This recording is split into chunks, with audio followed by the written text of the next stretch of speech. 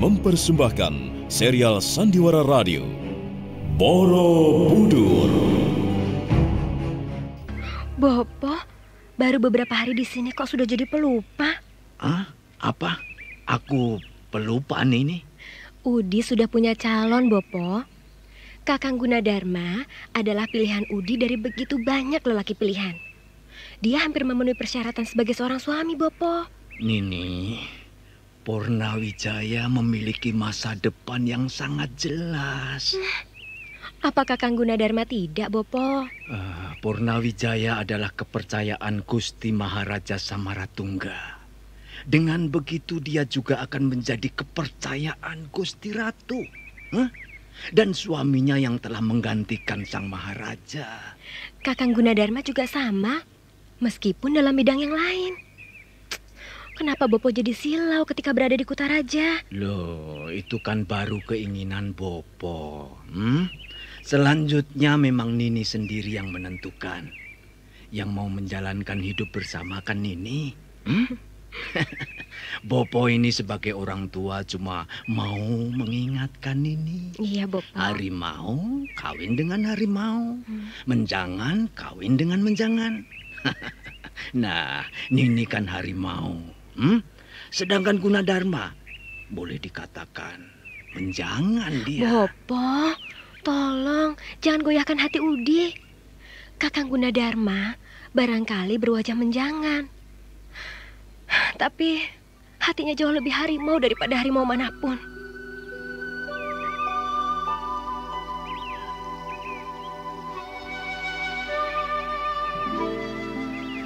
Kasihan Udiani, Boponya termakan gemerlapnya lingkungan Kedaton.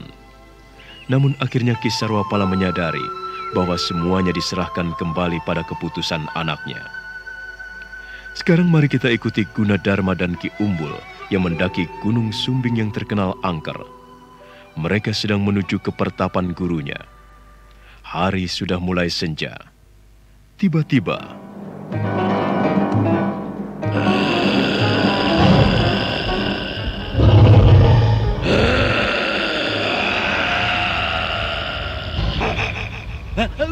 apa itu? Ada begitu? Gagak balik lewat jalan sini. Aduh, Gunadarma, itu gendronya nakal-nakal. Kamu gak denger ya tadi?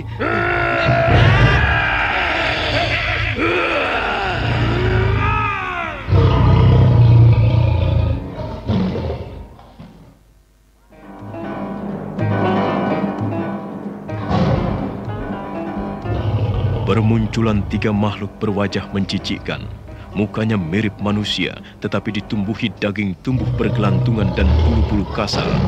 Di kepalanya memiliki sepasang tanduk pendek. Matanya besar melotot merah. Mereka meringis memamerkan taringnya yang basah dengan air liur.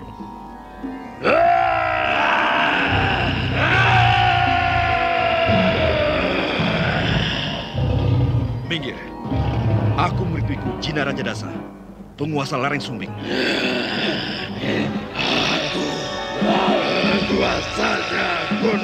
Dengan lincah, Gunadarma mengelak dan membalas serangan. Demikian juga Ki Umbul, meski sudah tua, tetapi ilmu kanuraganya masih bisa diandalkan. Gunadarma tidak sabar lagi. Ia segera mengeluarkan ajian Gajah Meta. Ia merentangkan tangannya lebar-lebar, kemudian meraup dan menghirup semua inti tenaga alam ke dalam dadanya. Kemudian mengunci tenaga itu di dalam dadanya. Dengan membuat gerakan menyilang, lalu dihentakkan ke arah genderuwo itu. Maka genderuwo-genderuwo itu kepanasan seperti terbakar.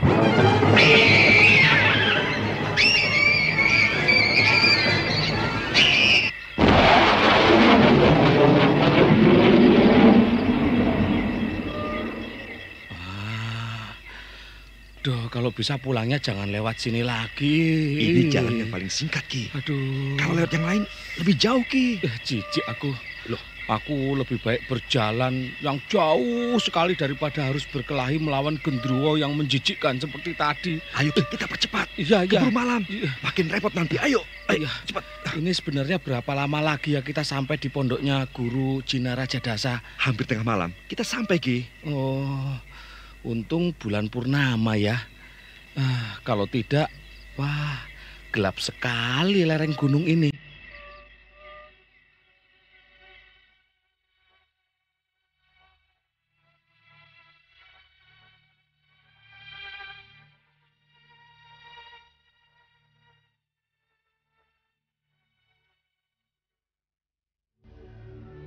Perjalanan Gunadarma telah sampai di rumah kayu di pegunungan Sumbing. Biksu Cina Raja Dasa segera memasak bubur kacang merah. Gunadarma langsung mengutarakan maksud kedatangannya. Sang biksu sambil memasak menanggapi pembicaraan muridnya. Sementara Ki Umbul, karena lelahnya, ia ketiduran. Itu tugas luhur, Dharma. Tidak semua orang bisa mendapatkan kepercayaan untuk membangun tempat suci Sang Buddha. Guru, akhir-akhir ini saya diliputi keraguan, Guru. Apa yang menjadi keraguanmu? Apakah saya mampu mewujudkan keinginan Sri Maharaja?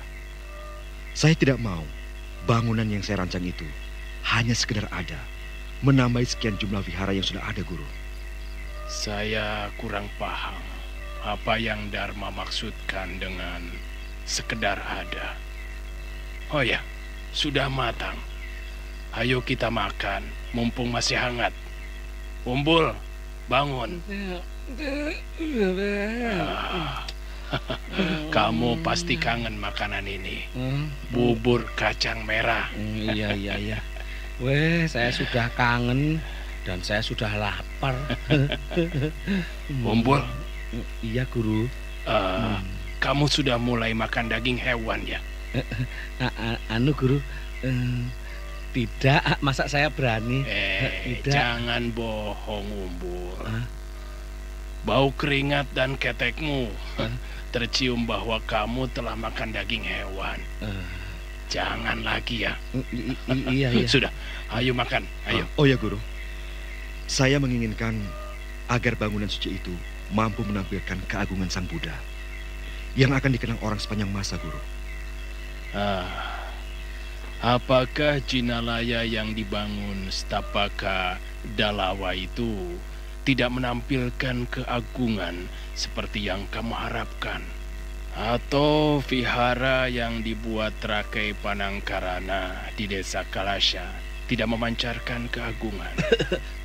Boleh tambah bubur kacang merahnya, Guru? Oh, iya. Ambil sendiri sana. Ya, terima kasih, Guru. Ya.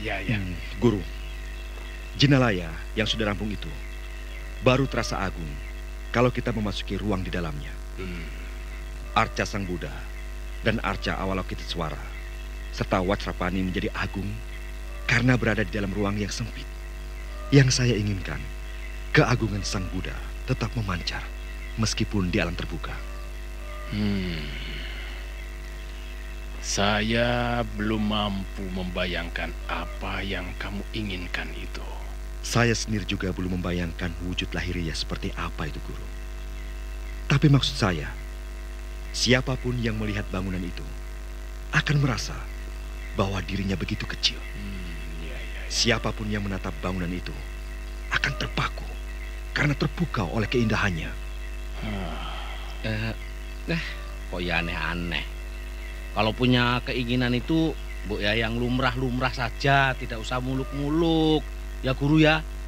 Bukankah salah satu ajaran yang ditekankan Sang Buddha bahwa kita harus bisa mengendalikan atau mengekang keinginan kita? Lain, ya, toh? Lain. Wah, ini justru keinginan untuk mengagungkan Sang Buddha. Apa juga harus dikekang. Jadi kalau punya keinginan itu ya yang wajar dan manusiawi seperti aku ini. Jangan aneh-aneh. Kamu punya cita-cita, Umbul. Ya jelas punya toh, Guru. Lalu apa cita-citamu, Umbul? Paling ingin kaya. Tidak. Lalu? Kekayaan tidak membuat manusia bahagia, tetapi malah membuat serakah. Lalu apa yang Paman inginkan? Ayo katakan. Ya, tolong kamu yang menjelaskan kepada Guru.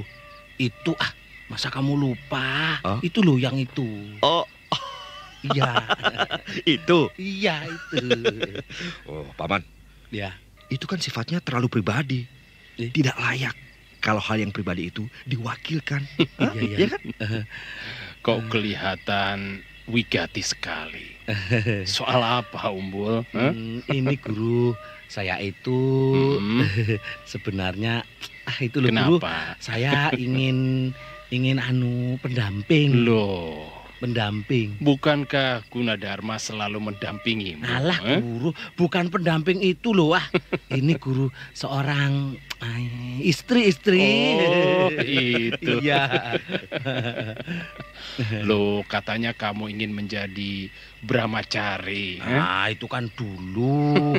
Sekarang tidak lagi kok guru. Loh, Tidak. Kenapa? Nah ini loh guru, Gunadarma ini yang memanas-manasi saya terus. Setiap sore dia sir-siran terus dengan gadis cantik di depan rumah.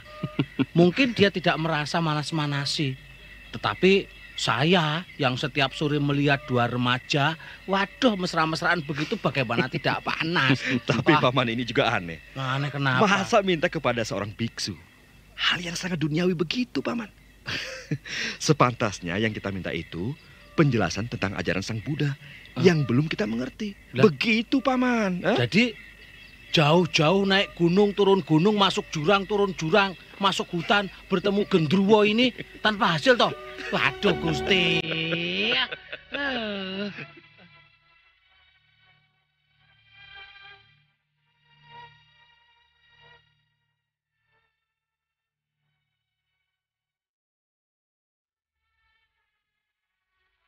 Sementara itu, di desa Iwung, suasana sudah semakin memanas.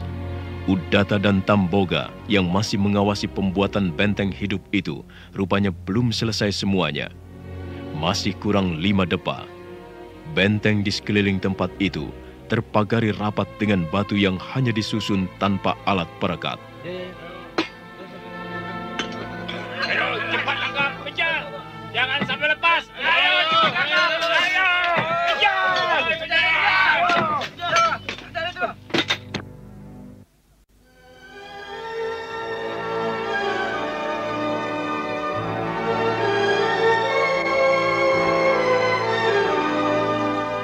Nah, siapa yang memasuki benteng di desa Iwung itu?